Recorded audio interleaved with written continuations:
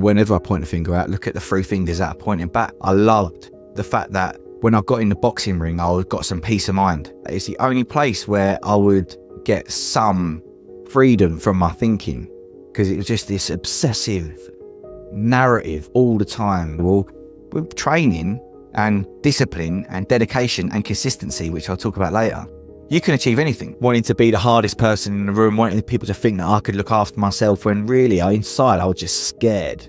Like I didn't want to fight, but before every fight I used to get so nervous, but I did it. I did it because like this level of pride. We can see the glory, can't we, from the outside as a spectator, like, the person winning. We don't see the graft, we don't see the misery, we don't see the internal turmoil of a boxer's mind, like I've got to prove myself, or whatever those things are. If you're driven by a backstory of pain or emotions of shame, like how and when are you going to deal with that? Because that's a trap, and freedom is the other side of those expectations. Welcome to Mindset, Mood and Movement, a systemic approach to human behavior, performance and well-being. Taking personal responsibility can make a massive difference in your life. It can change your work, it can change your mindset, it can change your fitness, it can change many, many things. And I'm really delighted today to be joined by Ryan French. And Ryan has been on a bit of a journey through lots of ways of life, and we're going to unpack that in depth. But Ryan is all about taking personal responsibility, and you're going to love this story. We're talking from military, boxing, injury, into coaching. So things that I love, I'm really looking forward to learning more about, and some things which I love to do myself. Ryan is a health and well-being coach. He's going to share a lot more on this, but we're going to go into some of Ryan's learnings around his career in boxing and injury and coming back from that. So lots to get into today. So if, my dear listener, you are in a struggle, a tricky point with your life and you're wondering about things, understanding how personal responsibility might work for you, how to apply it, what lessons you can learn, this is going to be great for you. So I hope you enjoy. Ryan, welcome to the Mindset, Mood Movement podcast. It's lovely to have you on. Thanks for having me, Sal. It's pleasure to be on with you and to be in your space again. And just looking forward to getting stuck in and really talking about myself, because that's unfortunately for you guys listening, it's one of my favorite topics. It's all good. Ryan and I have spoken before, just a caveat, and he's a dude, right? So we got some good stuff. Where do we start, right? Personal responsibility. Perhaps let's go with what that means. Let's define it. What do you mean by personal responsibility? Do you know what? It's for me, it's multifaceted, really. I mean, it's so easy to answer this. Well, it would be easy to answer this question with one line, but it's something that it's been a continuous learning for the last 15 years for me. Look, I don't want to just be one of those guys that turns up on a podcast and then talks about, grew up on a council estate and, get your violins out. I'm not saying that at all, but ultimately that's my background, and that's how I learned the lessons that I've learned in life, right? I grew up in a council estate in southeast London. We didn't have the least, but we didn't have a lot, and we just got by as a family like most people do on council estates. There's a great community, but ultimately what happened for me is I just used my circumstances for a little bit of my youth to blame the lack of results, or the lack of the lack of, I say, results, but also when I would look at people who were maybe from like a middle class background, I would look at the stuff that the relationship they had with their parents, for example. Like my mum worked 4 jobs, so she done the best she could for us, and I love my mum. And the reason why I do what I do in my life is directly a result of my mum. She demonstrated to me what hard work can do and what you should do, whereas my dad, he would be in and out. And the reason why I reference that is because, like, I love my dad today. Like, he's like a really good friend of mine. I speak to him a lot. He's got a good relationship with my kids and all that. But the reality is he would dip in and dip out. So there was like this real example of limited responsibility, limited accountability, and a way in which you deal with conflict resolution. Yeah. So I've been to university later in life, didn't go straight away. And the reason why I reference that is because that had a massive impact on my ability to communicate, right? going to university, that's not everyone's journey. That's fine. Not everyone has to go to university to learn how to communicate more effectively, but it definitely worked for me. It extended my vocabulary, which meant I was more confident in talking my way out of a conflict instead of fighting. Whereas for the first like 10 years of my life, from like adolescence to the age of 21, anytime I felt like, and this is related, I love telling a story, so forgive me, Sal. I know you asked me one question, but like when it comes to conflict resolution, I would instantly get on the defensive, and it would be your fault. It wouldn't be my fault because what you said triggered me or whatever. I would instantly jump on the defensive and be so worried about what other people thought of me that it would be instantly to a fight. Didn't always win, but sometimes it would go the way of having a fight, and that's the way that it worked for me. And it wasn't until the age of 21 when I met a group of people that encouraged me to, instead of point the finger out, whenever I point the finger out, look at the three fingers that are pointing back, right? So that's what I was encouraged to do. Like, well, where is it in me that's at fault here? Because ultimately that's all I can do. I can just change my perspective. I can't change yours. And all the time I'm desperate to change other people and places and things, then I'm going to be destined to be unhappy. And that was the real catalyst for me at the age of 21, when I fell in with those group of people that encouraged me to look at myself and my behavior and alter the way that I thought, which ultimately changed the trajectory of my life. Yeah, thank you. Yeah, and it's so powerful to hear your story, because the formation of all of us, wherever we are, human formation starts, well, it's supposed to be in vitro, so before we're even born, but coming out into the world as a baby, we're just sponges. We know this biologically, psychologically, and we absorb what's around us, whether that's a safe environment, a person who's not around, all these sorts of things. So as a young child, you are shaped by your environment by a huge amount. And if a father's not present, or there's a difficult environment you grow up in, that's what you learn. That's the environment you understand. And and someone else might grow up in a safe environment, people around them, lots of love, and they'll have a different experience of life. I think what's really interesting is when you're talking about a huge amount of self-awareness as well, to understand, clearly around 21, there was a shift, a real clear shift in you to understand it isn't all about the other. I love the finger pointing thing, by the way. 3 fingers pointing back, because that's so bang on for blame. Blame is a weakness game. Now, it doesn't mean that people aren't at fault, and that's the truth. Sometimes in life, people are at fault, and there's responsibility. But this is what we're talking about, right? Personal responsibility. Like, well, what's our responsibility? Do I need to change? Do I need to respond differently? Do I need to talk rather than fight? And I love what you're saying there about really starting to see that in you. Can you say a little bit more around, so 21, what was happening then that gave you this shift in perspective, where you were starting to, I guess, take on your own personal responsibility and to grow?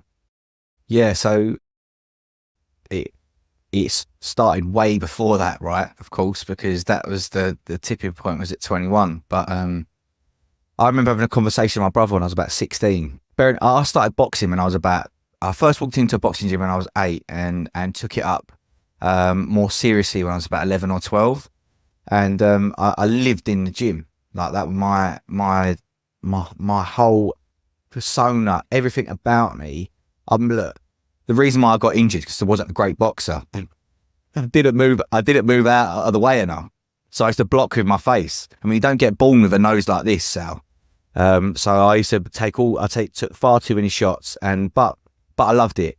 I loved the person I could step into. I loved the fact that when I got in the boxing ring, I got some peace of mind. It's the only place that from the age of like 11, 12 up until the age of like 16, while I had a little hiatus from boxing, it's the only place where I would get some freedom from my thinking, because it was just this obsessive narrative all the time. That's what used to happen for me.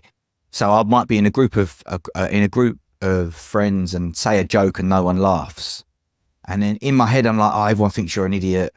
Like, just this constant self-deprecation of like, oh, you're not good enough. People don't like you.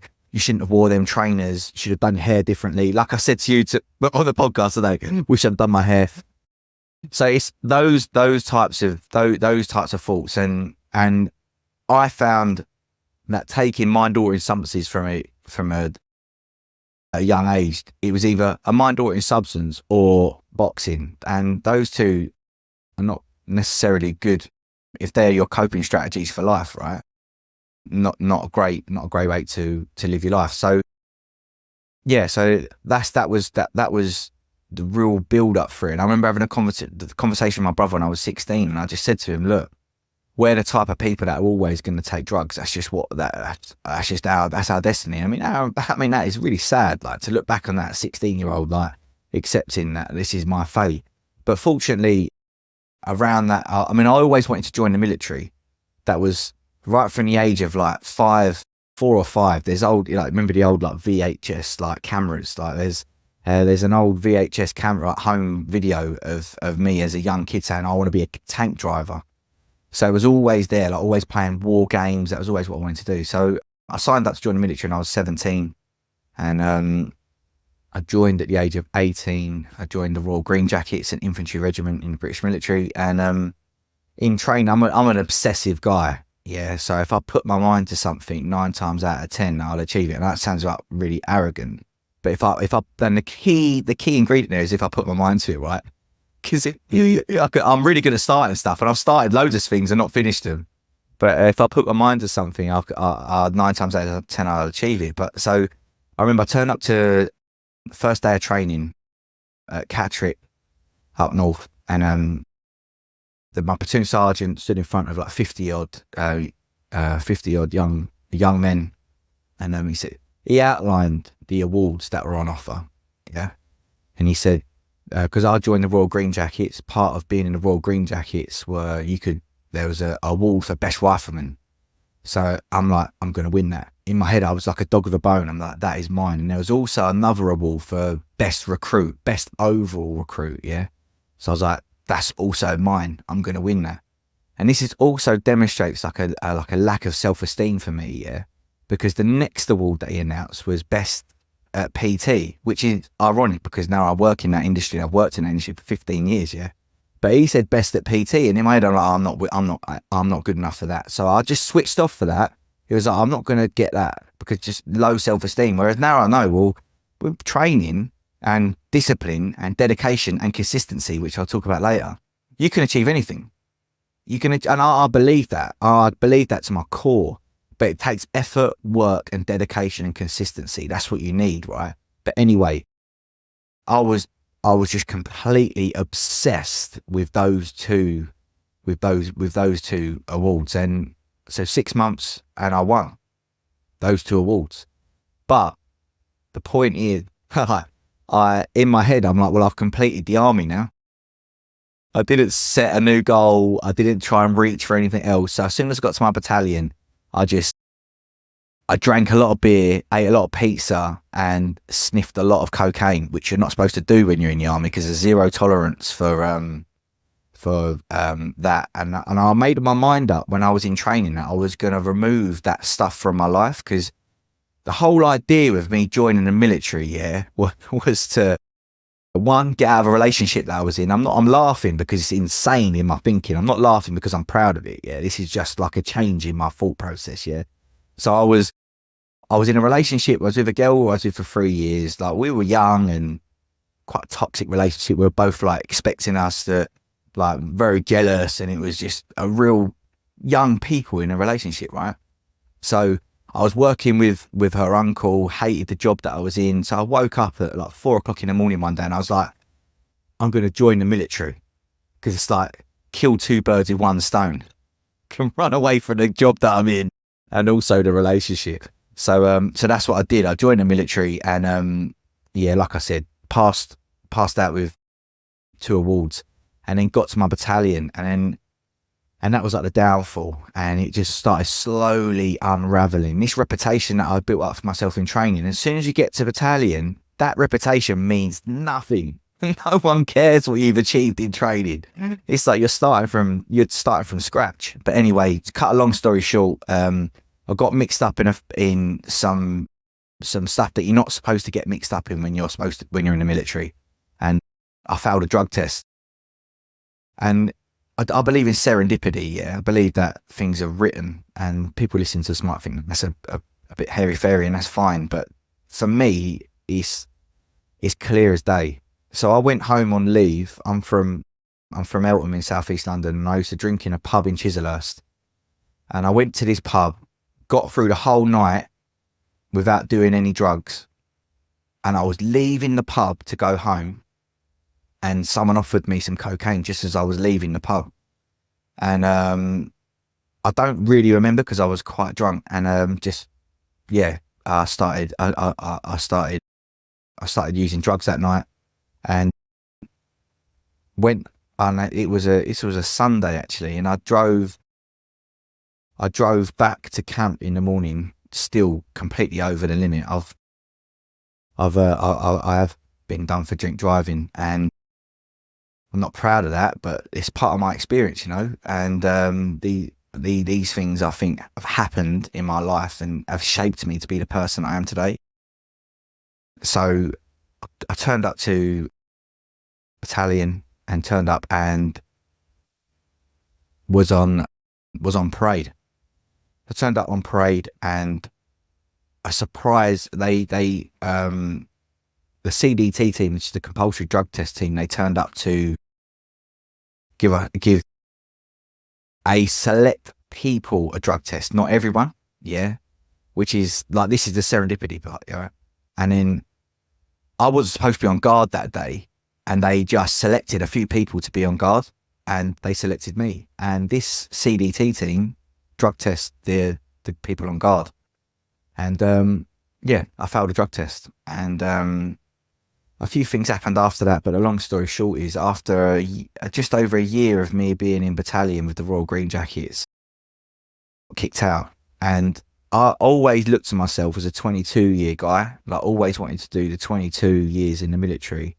Our battalion were just getting ready to get sent to Iraq, and whilst the battalion got sent out there, a few of us was on rear party, which are, you're looking after so we lost a few people, and things started getting serious, and I wanted to be out there. That's the reason why I joined, right? My mindset has shifted massively around military and all that now, but that's a story for another day. But that's the whole reason why I joined, because I wanted to go out and do some military service on tour. But it wasn't meant to be. That wasn't meant to be for me. I made some mistakes, and I paid the price for it. So I found myself back out on Civvy Street, and this was one of those moments for me that I had a choice at that point to knuckle down and sort my life out, or sway further off that path. And for 2 months I did that.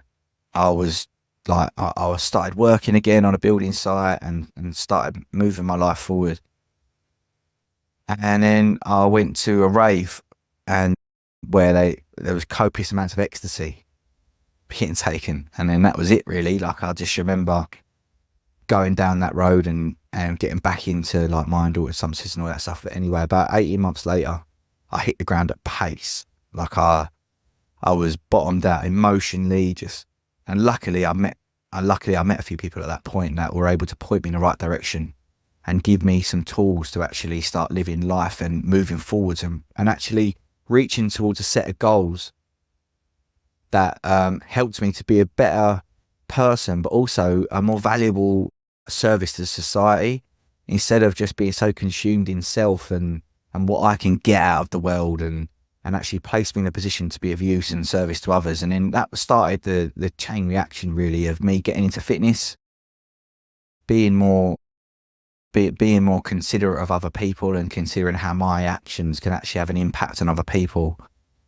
And then and taking responsibility, right? So taking responsibility for how much my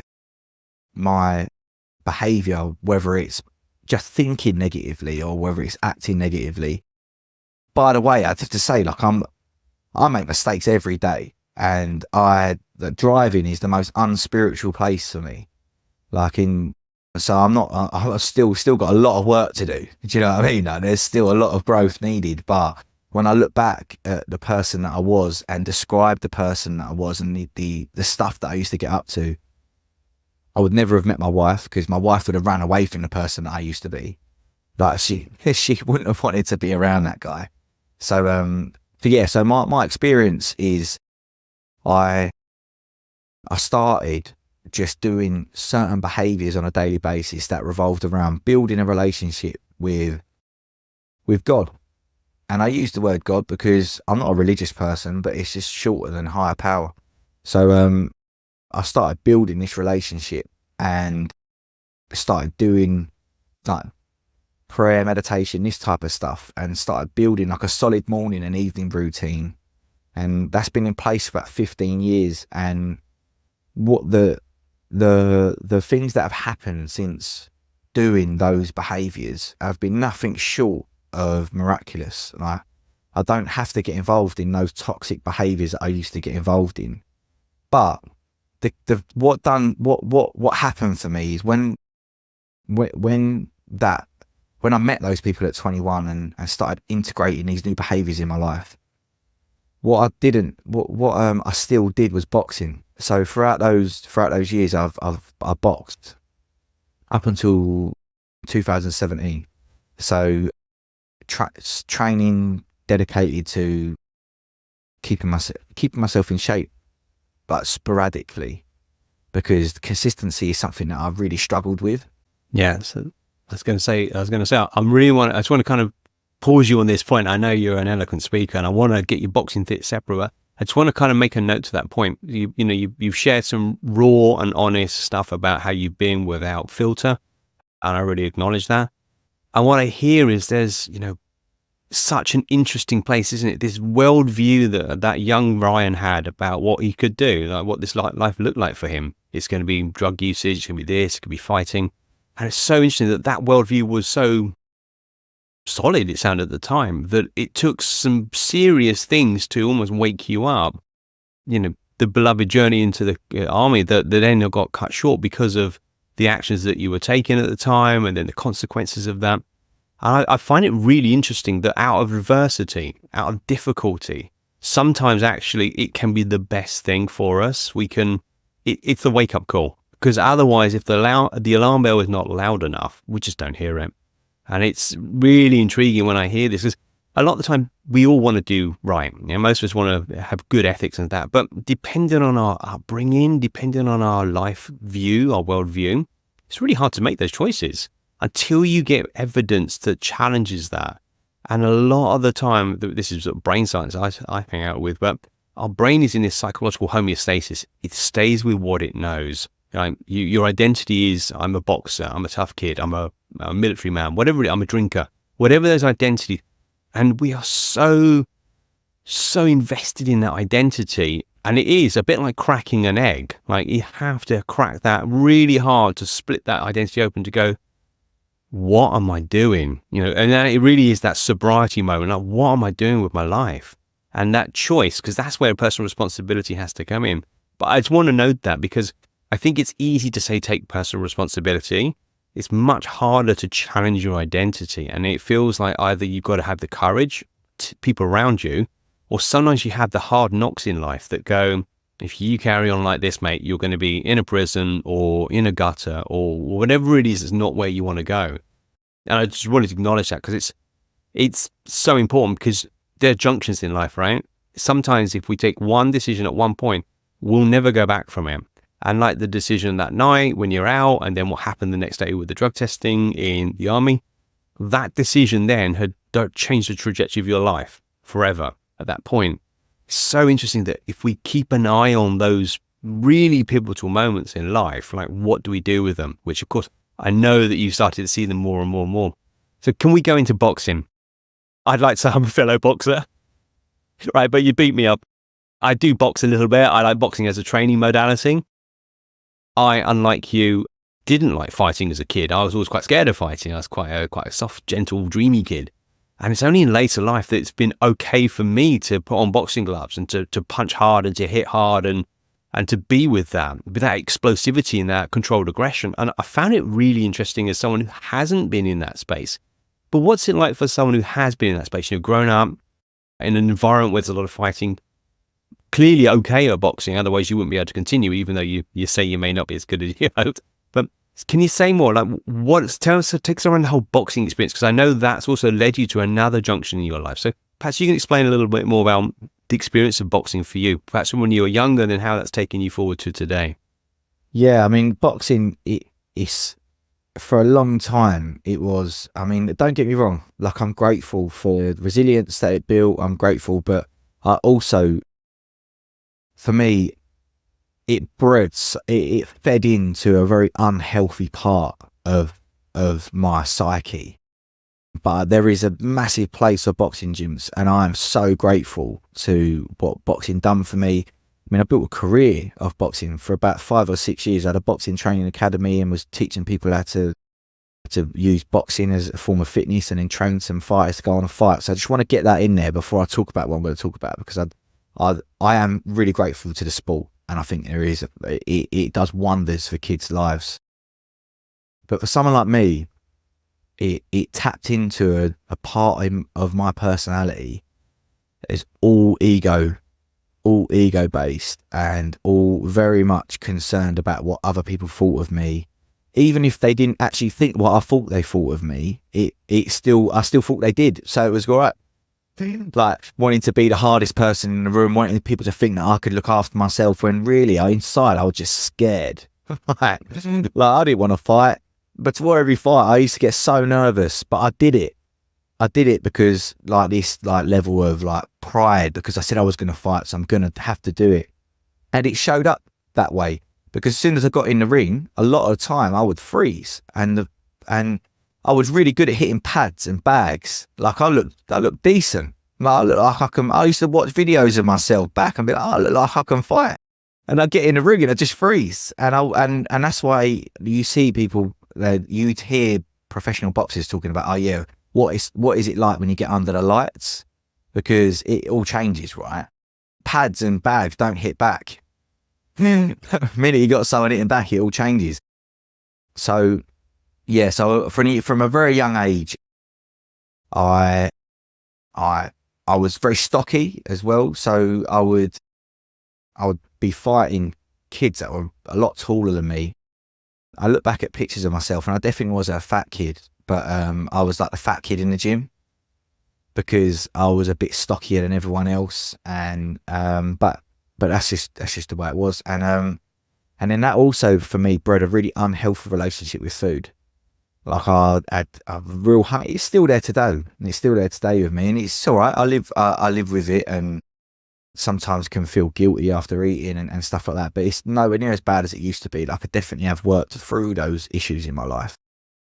But whenever I think it's a weight category sport, so I understand the reason why people need to weigh themselves, and kids need to weigh themselves to go into championships. And when you're going into championships, you do have to make a weight. But for a 11, 12, 30, 14-year-old kid to be checking their weight every week, every day in the gym, and then I personally don't think that's that breeds a healthy relationship with weight management, food, and and body composition, right? Because body dysmorphia is something I've definitely got.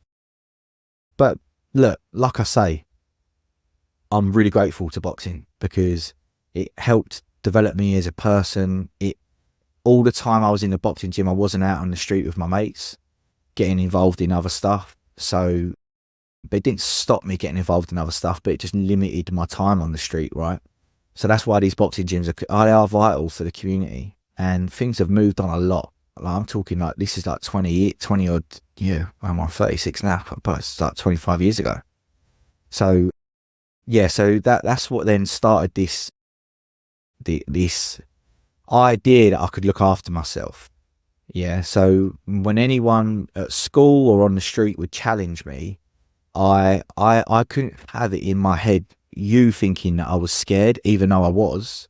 So I'd put this front on to make it look like I wasn't scared, and have a fight. And at school I had a lot of fights.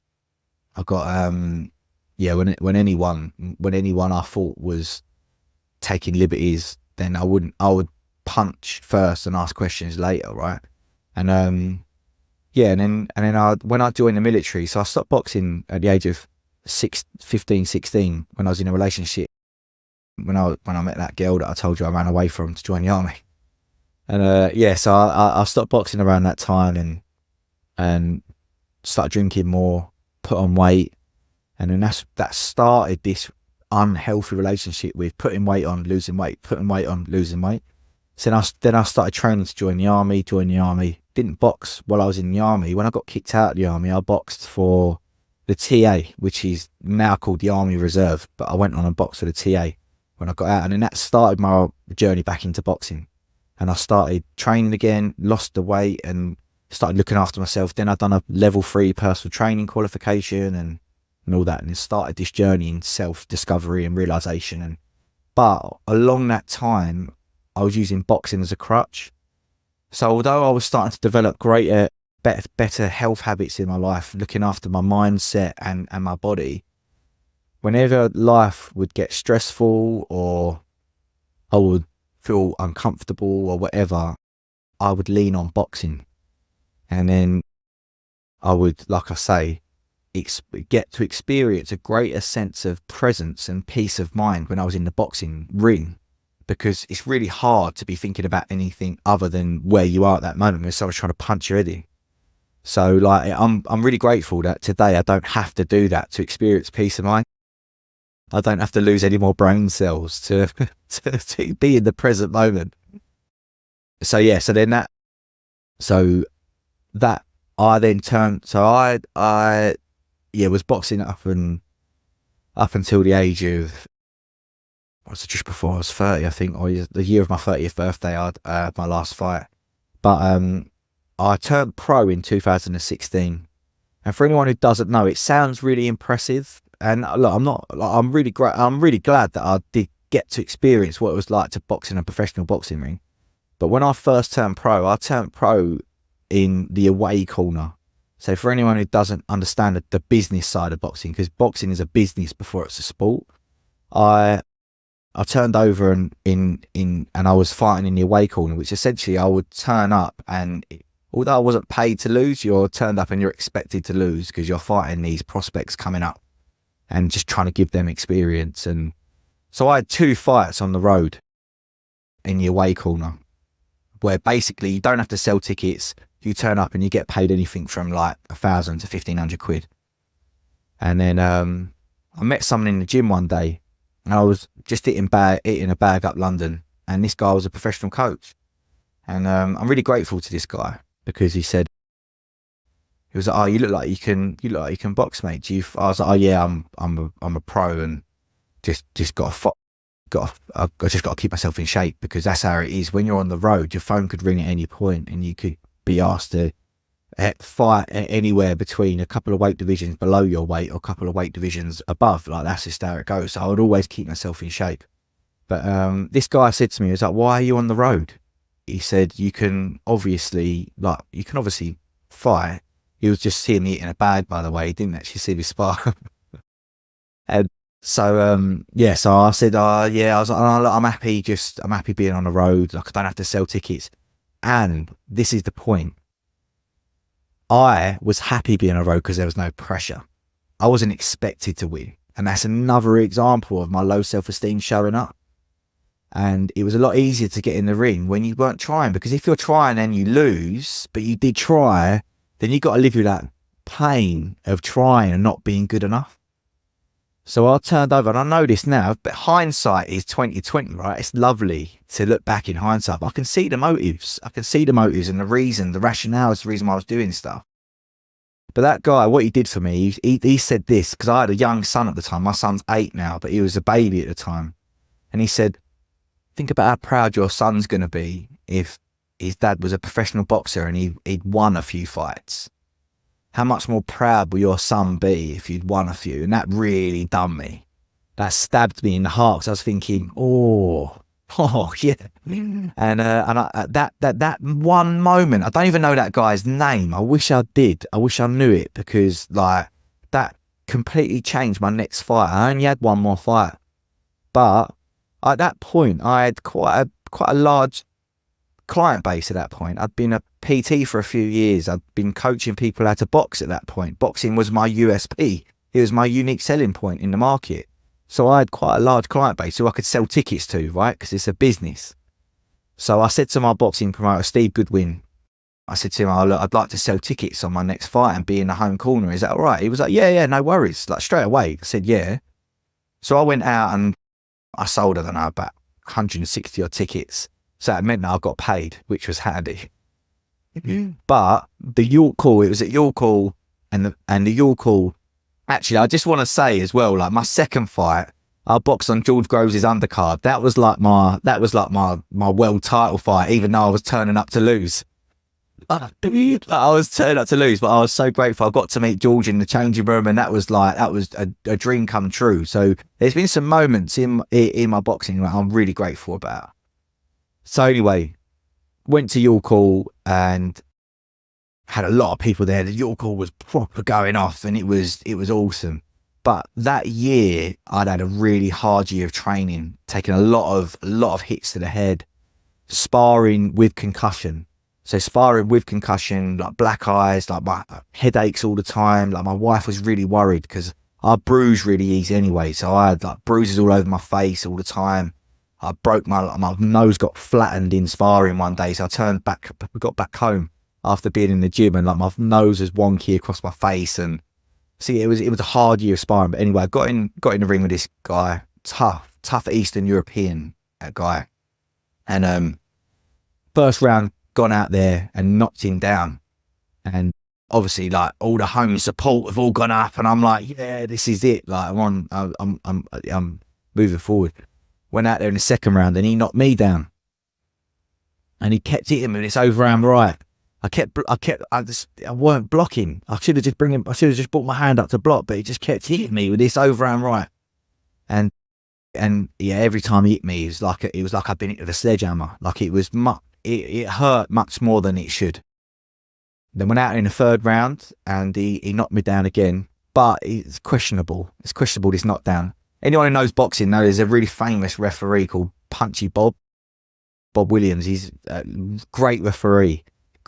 And at the time, I said it was a slip. I have watched it back and it was a knockdown, but he didn't really catch me. But I went over. It was a punch and I went over, so that's a knockdown, right? So now I'm going into, it was only a 4-rounder, so I'm going into the fourth round, having to knock him out to win.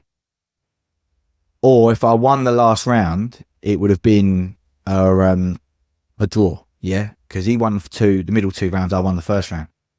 So I'm going out, and my coach, I think the beautiful thing about the coach who coached me on my last fight, he was my coach as an amateur.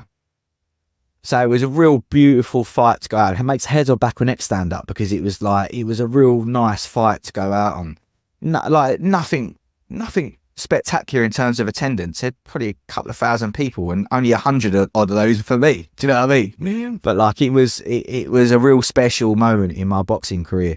And I've gone out there in the last round, and I was bit as a fiddle. I did leave no stone unturned in my training camp. Every run, 4 a.m. every morning, I was up training, back in the gym at 12, strength and conditioning. I didn't leave no stone unturned, and that showed up. And because I was hurting, my head was in bits. I'd taken some punishment in that fight, but anyway, I managed to stop him. I stopped this guy in this guy in the last round, and over the moon, managed to finish on a win. I can look back at my boxing and say, look, wasn't the greatest boxer of all time, but I tried my best, and I was able to experience life in a professional boxing ring, the trials and tribulation of selling tickets, and seeing the other side of boxing. And also, like, because my son's talking about wanting to box, and I'd rather he didn't, but I'd be a hypocrite if I stopped him. So I don't know if he will. Like I do motocross, so me and my son ride motocross together, and I'd much rather him do that. But if he wants to box, I'm armed now with the tools to be able to guide him correctly, and not spar when you've got concussion. Like make sure that he's doing the right training. He's not starving himself to make weight, not wearing black bags, going running, sitting in saunas for an hour to make weight. Do you know, all these unhealthy behaviours that I got involved in, even though I've studied health and I've got a first class honours degree in sport and exercise science. I know this stuff, but it didn't stop me getting involved in unhealthy behaviours because I was obsessed with boxing and the person that I became when I boxed. So look, I know that's a really, really long-winded story about my relationship with boxing, but that's where I'm at today. Like, I got injured that last fight, got post-concussion syndrome. I got tinnitus. Tell you what, can we pick up on that injury bit? Because this, I know you shared this with me, and I want to kind of pivot that on my neck. I just want to kind of speak to what you said. So thank you for sharing it. It's because, of course, from the outside, if I remember going to a live boxing event, and if it's the only one I've ever been to, kickboxing and boxing, and oh my God, it's visceral, it's raw, and I hadn't been around that. I said I'm a bit weird. I do more stuff as an adult than I did as a kid. Like, I have kind of one of those Benjamin Button kind of people. I sort of do things later in life, but when we see it from the outside, it's glory. You can see on Instagram people training, looking, fit. And I have full respect because I do boxing training, and it's hard, right? It's zone 5. It's intense. It's hard work. And in fact, I boxed last Saturday. I went home and I had to sleep. I had to sleep afterwards. I was so tired. In the day, I'm like, I had, a good half an hour completely out. We can see the glory, can't we, from the outside as a spectator, like, the person winning. We don't see the graft. We don't see the misery. We don't see the internal turmoil of a boxer's mind, like, I've got to prove myself, or whatever those things are. And it's really fascinating to hear your inside story. I think you're right. I'm always cautious of people with those unhealthy behaviors as well, which, whether it's gym or boxing or whatever discipline. But if you're so hooked up on the look or something you're doing because you have self-worth that's compromised, or you have a fragile ego, or something that hasn't been healed on the inside, then you're more likely going to do those unhelpful behaviors. You're more likely to put yourself at risk, because the idea of who you should be, like you said, when you were at school, you didn't want to show fear, so you'd rather hit someone first. And if we were to sort of track back to the time machine and meet young Ryan, and two adults say, hey, listen, mate, let's have a little chat. Let's tell you how the world rolls. And we're all scared sometimes. Even the toughest, hardest people, everyone gets scared and everyone's breakable. I think when younger kids hear that, they're like, really? Oh, I thought, as many of us do, I thought he looked okay because he didn't show it. I didn't know he felt fear as well, or I felt fear. And I think we can't learn that. You can probably instill it in your son, I hope. And if younger people, we're around them, we can instill those pieces of knowledge. But sometimes you need to learn this for yourself. And it feels like you've learned it the hard knocks, if we excuse the pun. So, and I'm really intrigued by that guy you met in the gym, the coach, who sort of spoke to you about pride. Because whatever we do, Ryan, whether we're boxing, whether we're running a business, whether we're running a family, if we don't have those deeper qualities where you feel full on the inside, nothing on the outside is going to fit it.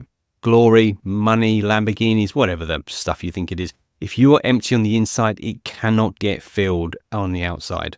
And that's what I see in a lot of coaching I do. It's some of my own experience of existential crisis. And I'm hearing you share a similar narrative in there about kind of like, oh, that's interesting. That's a really interesting view to take. And I love your honesty. It's funny, isn't it? We can play in the safe zone. And I love the fact that you're even in a boxing ring, but playing it safe, like playing because there's no expectations. And now look at the difference when you go into a state of courage, that you don't need to hide from expectation or the inner stuff. So I'd love to now segue this into, because obviously I know I've had the privy of Ryan's mentioned a little bit before. That's why I've got him on the show. It wasn't glory at the end, was it? It wasn't run off into the sunset with belts and loads of cash. It was a bit of a hairy ending to your boxing career, which has then, of course, been another one of those pivotal points in your life about how you've had to take personal responsibility. Perhaps you can share how that ended and then how that's taken you forward into the man you are today. Yeah, so when I had that conversation with my boxing promoter about selling tickets, at that point, I'd made my mind up that I'm going to chase for a Southern Era title. I was like, well, that's what I'm going to at least attempt now, because I've made my mind up to commit to at least be great. I want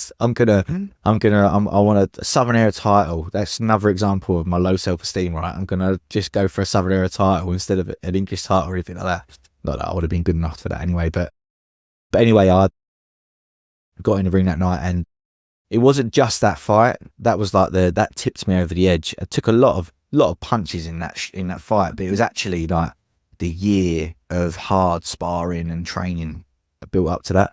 And yeah, so what happened? So after the fight, about 2 days after the fight, I just had this like complete. The only way I can describe it is like the feeling of having run a marathon. So I've not officially run a marathon, but I have ran the distance. So I know what it's like to go through the wall, and then over the next few days, just like having like your legs feeling like lead, and it was like my whole body was just like pulsing, and I just really bad headache, my ears ringing, and it's like I just felt like it was almost like I was diagnosed with vertigo.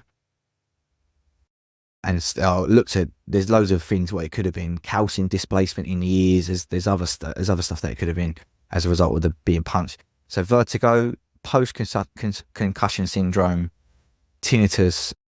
My speech was impaired for a little while after. So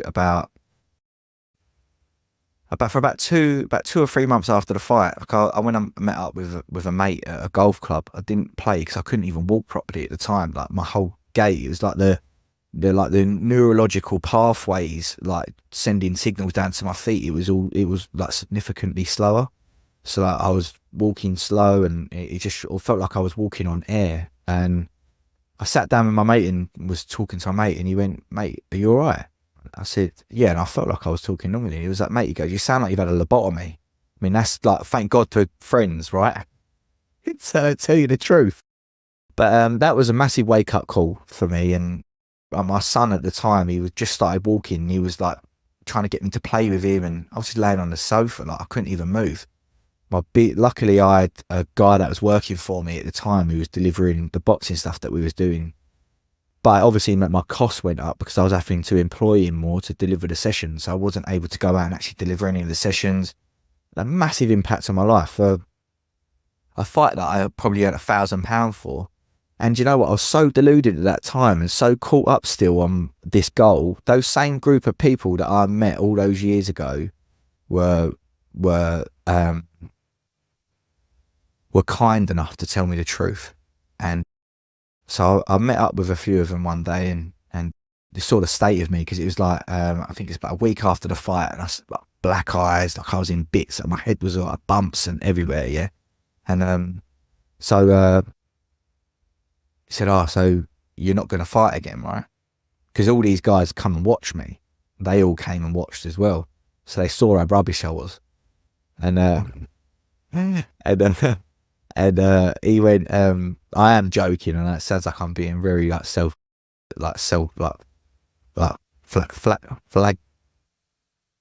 I don't know if you mean the difference between self-deprecating or self-flagellation. It's one that's putting yourself down, right?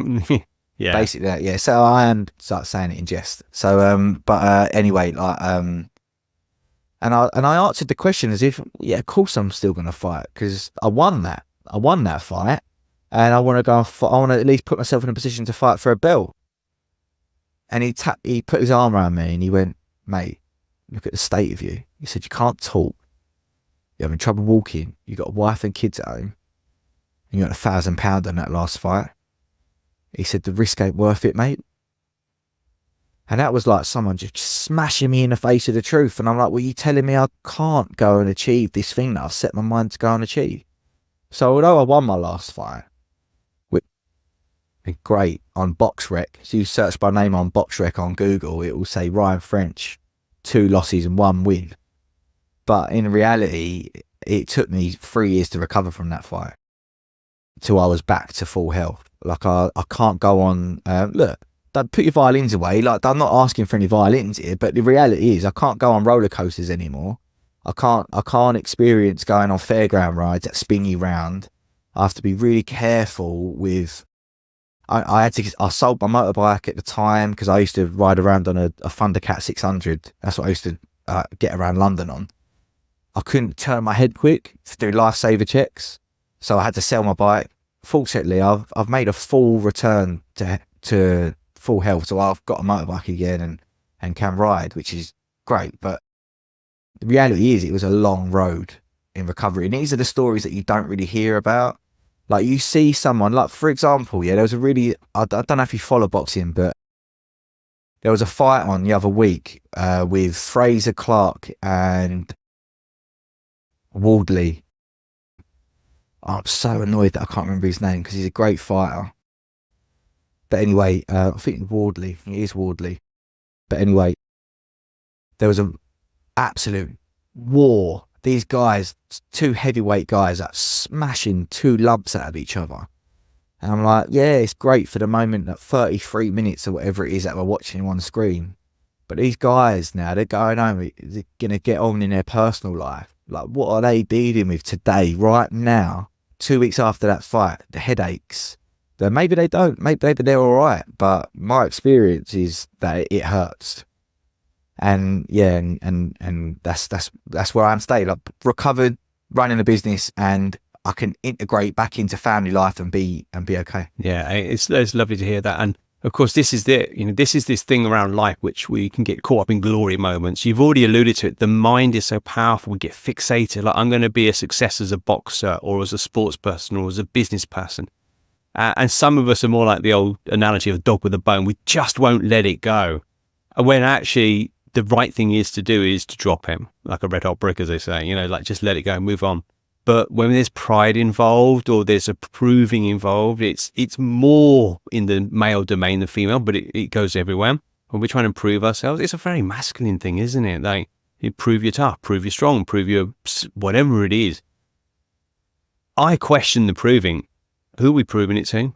As a mature man who's had to ask these questions, like, who am I trying to prove it to? I'm fighting a ghost. I'm up in front of a panel of ghosts who are, like, judging me. It's like, they're not even real. They're ideas in my mind built on probably early experience and cultural experience as a man. What does it mean to be a man? And you may know this from your coaching work, but for our listeners who maybe, there's a lot of connection to shame around with men and things like weakness or failure. Men often feel an incredible amount of shame if we mess up or we look weak or we don't follow through on what we said. And actually, it's the shame that's driving this toxic behavior, not the self. Not the self can go, you know what? I've been boxing, it's been good, but I'm getting injured. I'm out. I'm going to go do a different career. It would be a smart, intelligent move. But if there's anything shame driven behind it, like pushing us forward, like, no, I can't let this go.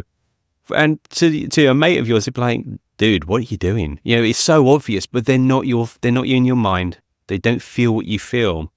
And I think for each of us, we do want to look inside. And if we can't, hire a coach, a therapist, or get a good friend to hold up the mirror and say, what's going on, mate? What's really going on with you? Because this behavior is unhealthy and it's going to take you in a bad way. And you're a dad, right? You got a family, and that's a huge responsibility to bring up a family, to essentially train kids to become great human beings. That's a job in itself. So what are you teaching them? And I'm not a parent. It wasn't a pathway that happened for my life, but we're all parents in one way. We're all role models to other people. So how are we living that? And it does start with what we're talking about today is personal responsibility, self-awareness, check your own stuff. If you're driven by a backstory of pain or emotions of shame, like how and when are you going to deal with that? Because that's a trap. And freedom is the other side of those expectations and the other side of that stuff. And I want to kind of move us just finally into our last piece of our conversation now, into something I kind of want a happy ending. I'm being joyful here because I know that things are good for you now. If, as our listeners been on the journey with us, like, you've had a fascinating life and a lot of hard knocks and a lot of learning and a lot of lessons and so many things you've gone through. Where are you now? What have you learned? How has you got to this part in your life that you've been encapsulate all these lessons and all these difficulties? How have you let them shape you to be the man you are today? And where are you? So where I'm professionally, I run a health and fitness company. So I've got a boot camp that I run in Greenwich Park in South East London. Got a vibrant community there, which is a real wonderful thing to feel a part of, so not even be at the forefront and leading it, but also feel like I'm a part of this community is pretty special. Yeah, if you ever are in Greenwich and you feel like joining a community where it's a pretty special environment, I'd encourage you to just reach out and come along to a free session. But that's where I am professionally. Personally, I'm married, got 2 kids, got a 15. She's not 15 months. She's about 18 months now. 18-month-old daughter and a 8-year-old son. I would say one of the biggest lessons I've learned over the last couple of years is get a hobby. Get a hobby that's not connected to your job. That's not, you don't earn money from, and you do it solely for the enjoyment. And I do that with my son. Like I touched on, we both got a motocross bike. We both ride motocross on a weekend, and it is a real, it's reinvigorated my life. It's given me a real special bonding experience with my son. And also, I also do want to mention the idea of being consistent in all areas of your life. And for me, it starts with fitness, because I spent my whole life going up and down in weight, eating loads of rubbish food and I'm going to describe myself as fat, because I was at times. So I'd have a fat side of my wardrobe and I'd have a skinny side of my wardrobe, and I'd drift between the two. So what I'd say is, for me, it's so important that I get the foundations right in my life, and the foundations has to start with me looking after myself consistently, going to the gym consistently eating a healthy diet, which doesn't mean to say that I love the typical, what some people would describe as bad food. I love that type of food, but I stick to the 80-20 rule. 80% of the time I'll stick to my plan, 20% of the time I'll allow myself some sway. That's my consistency rule that I really, really live and breathe by. And then that allows me to be consistent with my business, be consistent with my family. Don't get me wrong, I still make mistakes, and I still sometimes the balance might sway a little bit too much towards work and neglect family, and then we bring it back. And me and my wife have been through a journey of growing together as well, which is a real special thing. Like, we've been together 13 years, we've been married 10 years this year, and we've gone through, like every relationship, right? You go through your troubles, and then you go through this moment of like pure joy and love and appreciation for each other. And that's where we are at the moment. And I'm really grateful for that. I'm grateful that I'm able to be a responsible like dad and actually turn up when I say I'm going to turn up, which is something I never thought I'd be able to do. Like I had this picture of myself whenever things would get hard and challenging and tough, like 15 plus years ago, I would run away. The idea of having to fight through or communicate through challenges and make me feel so uncomfortable. But now, like, I'm armed with a toolkit that allows me to assess why I'm feeling, get rid of any resentment that I might have, and then deal with a situation like an adult instead of running away. And I'm able to provide a much better example for my kids. Like my son, this for me, this is the most magical thing in my life. Yeah, like I love my dad. I just want to express that. My dad, I love him. Like, but he would say, when I was a kid, he would say, I'm going to come around, pick you up, and he just wouldn't show up because he was dealing with his own battles, and that's fine. But my son knows, if I say we're going to do something, he knows it's going to happen, unless something drastic has happened. Like, he knows if I say we're going to go somewhere, or I'm going to be there, or he completely relies 100% on me to follow through with my word. And if anything, that is one thing I'm so grateful for, that I'm able to actually be the person that my kids deserve. I love that. I absolutely love that. It's just, you've broken the cycle. It's very easy as to grow up as a kid and replicate what happened in our backstory and our upbringing. It is easy because it's what we learn. It takes real courage and self-awareness and personal responsibility to say, I will be here consistently. I'll show up and I'm true to my word. And that's evolution, right? That's real strength. Real strength is difficult conversations. Real strength is the icky stuff we don't want to do. We think we shouldn't do. Perhaps as a man, you may think, oh, I don't want to do that. Actually, the strength lies there. That's where the real fear is for many of us. And it sounds like you've been able to meet that, face it down, and use all of those lessons that have shaped the man that you are today. Brian, your story is fascinating. There's loads to take on there, which is super inspiring, about how to overcome adversity, how to take personal responsibility, how we make choices in life and they can damage our future and change our future. but you got to go with it. So there's so many pieces in there, which I'm really thankful that you shared your journey and your story. I'm not going to spar with you. I think I like my nose as it is, right? So I say to my boxing coach, I go on video a lot, so I can't really get hit too hard. But yeah, hey, and we should always find the lightness in life, right? Life can be tough. Life can be hard, and let's not make two bones about it. Life can be harder for some than others. If we can find joy as well, like you mentioned in your marriage, you mentioned motocross for your son, joy is really that light, that fire that keeps us warm. So Ryan, thank you, dear listener. Thank you. I hope you are going to absorb some of the lessons and experiences. Maybe something's resonated with you about Ryan's journey and what we've shared today. So reach out wherever you've heard this podcast. Get in touch with myself or Ryan. All details in the show notes. Until the next time, dear listener, take care. Thank you so much for listening. If you enjoyed the episode, please subscribe. And if a friend would benefit from hearing this, do send it on to them as well. If you would like to get in touch yourself, then you can go to my website, which is saljeffreys.com, spelled SALJEFFERIES, saljeffreys.com. Hit the Get in Touch link, and there you can send me a direct message. If you'd like to go one step further and learn whether coaching can help you overcome a challenge or a block in your life, then do reach out and I offer a call where we can discuss how this may be able to help you. Until the next time, take care.